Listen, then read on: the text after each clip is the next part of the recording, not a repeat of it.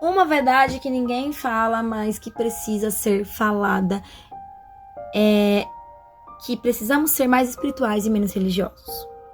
Tem pessoas que se perdem por conta da religião. Tem pessoas que se afastam de Deus por conta da religião. Não é que você fique fazendo 300 mil rituais. Um relacionamento sincero com você. De muitas vezes o que é pregado é que você tem que viver dentro da igreja e esquece da tua Bíblia em casa. Sabe, a gente perde a Bíblia em casa.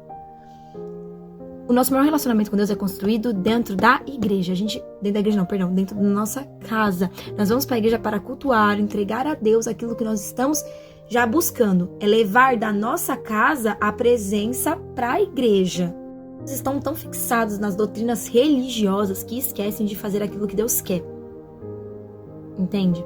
Deus nos chamou para ser luz do mundo, para falar sobre as boas novas do céu, para cuidar de órfãos, viúvas, estender a mão para quem precisa e fazer a diferença nessa terra. Mas muitas das vezes a gente está tão fixado em apenas ir pro culto para ter carteirinha que a gente esquece de fazer o servir.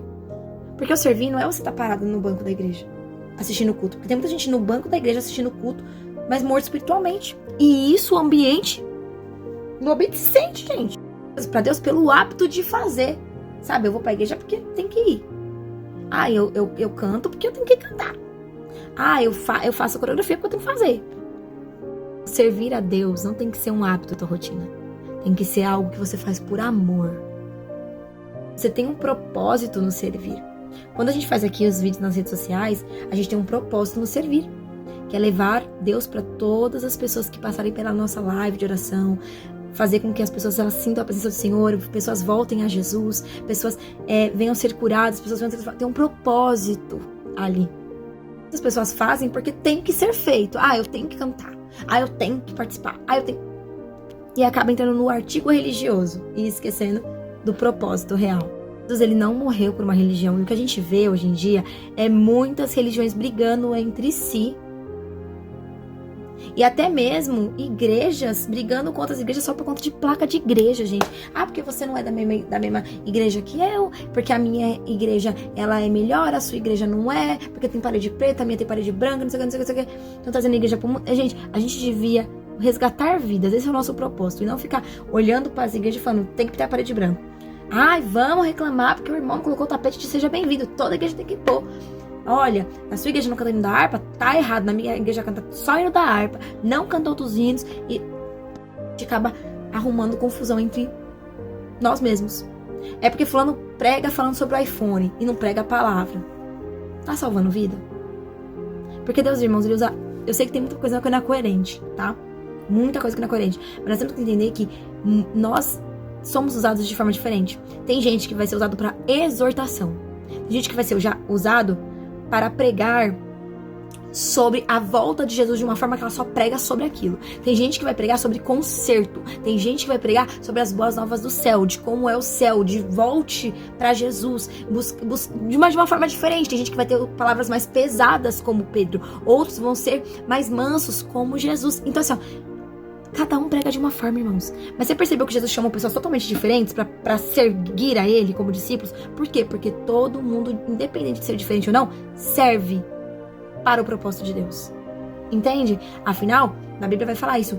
Todos os órgãos do corpo são diferentes, mas todos servem para fazer o corpo funcionar, para fazer aquilo dar certo, a obra do Senhor funcionar. Então, se você é diferente, prega diferente do outro irmão, tá tudo bem. O importante é pregar a verdade. Tá pregando a verdade? Você fala manso, tudo bem, eu não preciso ficar gritando pra você me entender. Tem outros que gritam, e ótimo, é o jeito que Deus usa aquela pessoa, e tá tudo bem. Às vezes a gente acha que só nossa igreja tá certa, que só a forma que nós fazemos tá certo.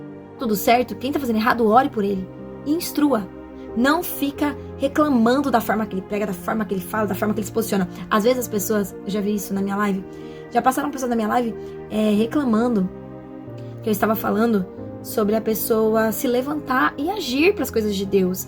E não ficar só se vitimizando, mas pedindo para que Deus ajude ela naquele momento difícil. E a pessoa falando, se você tá pregando sobre recompensa, sendo que eu prego sobre tantas outras coisas, mas a pessoa pegou um raso de uma mensagem e achou que eu era tudo aquilo que eu preguei em um segundo que ela escutou. Então assim, nós precisamos ter mais coerência e prestar mais atenção. A salvação, ela continua sendo individual.